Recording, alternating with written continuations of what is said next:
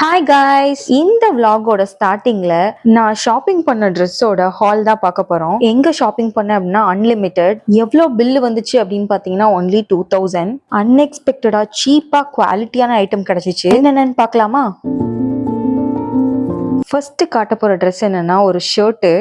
ஆக்சுவலாக இந்த ட்ரெஸ்லாம் எதுக்காக வாங்குறேன் அப்படின்னா ஒரு ட்ரிப்பு போகலாம் அப்படின்னு பிளான் பண்ணோம்.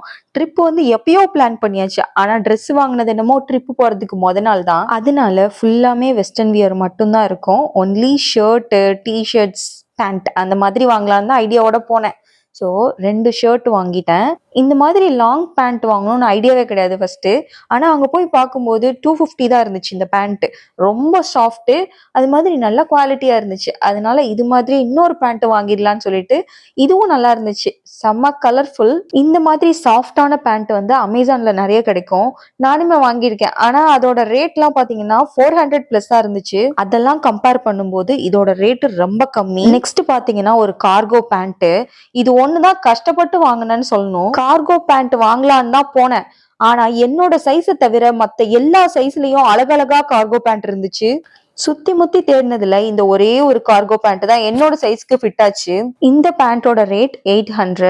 யாராவது பிளஸ் சைஸ்ல டபுள் எக்ஸ்எல், ட்ரிபிள் எக்ஸ்எல் எல்லாம் இந்த மாதிரி கார்கோ பேண்ட் தேடுறீங்கன்னா கண்டிப்பா அன்லிமிட்டெட் செக் பண்ணுங்க. ஏன்னா அங்க போனா ஃபுல்லா அதுலதான் வச்சிருந்தாங்க. இதெல்லாம் வாங்குறதுக்குள்ளேயே டைம் 9 o'clock ஆயிடுச்சு. அதனால இதுக்கு மேல இங்க நின்னோம்னா சரிப்பட்டு வராதுன்னு சொல்லி கிளம்பிட்டேன். பட் டிஷர்ட்ஸ் எல்லாம் நல்லா இருந்துச்சு. வாங்கின ட்ரெஸ் எல்லாம் பார்க்கலாமா?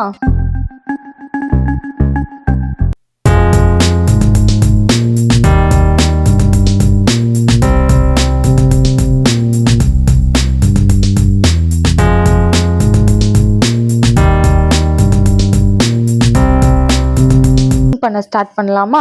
ட்ரிப் என்னமோ 3 days தான். அதுலயும் 1 day வந்து டிராவல்ல போயிடும். இதுல என்ன சேலஞ்சுனா 2 பேக் உள்ள எல்லாத்தையும் கம்ப்ளீட்டா எடுத்து வைக்கணும். அப்பதான் வந்து டிராவல் கொஞ்சம் கம்ஃபர்டபுளா இருக்கும். அதனால இந்த மாதிரி டிராவல் ஆர்கனைசர்ஸ் கொஞ்சம் வாங்கி வச்சிருக்கேன். இது வந்து ஆல்ரெடி நாங்க நிறைய ட்ரிப் போயிருப்போம்ல, அதனால இதெல்லாம் மேக்சிமம் வீட்லயே வச்சிருக்கேன். இந்த ஆர்கனைசர்ல என்ன பெஸ்ட் அப்படின்னா மேல இருந்து பார்க்க கிளாஸியா தெரியும். மாதிரி ஜிப் வந்து 2 இருக்கும். மேல வந்து நம்ம கைப்பிடியோட இருக்கும். நம்மளுக்கு எல்லாம் வந்து 2 நாள் ட்ரிப்புக்கு 2 செட் இருந்தா போதும். இந்த பொடுசுங்களுக்கு எல்லாம் வந்து எவ்வளவு ட்ரெஸ் எடுத்துட்டு போனாலும் எப்ப தண்ணியில நடப்பாங்க, எப்ப அழுக்கு பண்ணிட்டு வருவாங்கன்னு தெரியாது. இப்பெல்லாம் கொஞ்சம் டிராவலுக்கு ஓரளவுக்கு கிளம்புறோம். ஆனா முன்னாடி எல்லாம் வந்து ஹிரனை வச்சு நம்ம டிராவல் பண்ணணும் அப்படின்னா சாப்பிடுறதுக்கே தனி பேக் எடுத்து வைக்கணும். ஏன்னா குட்டி குழந்தை இல்லையா?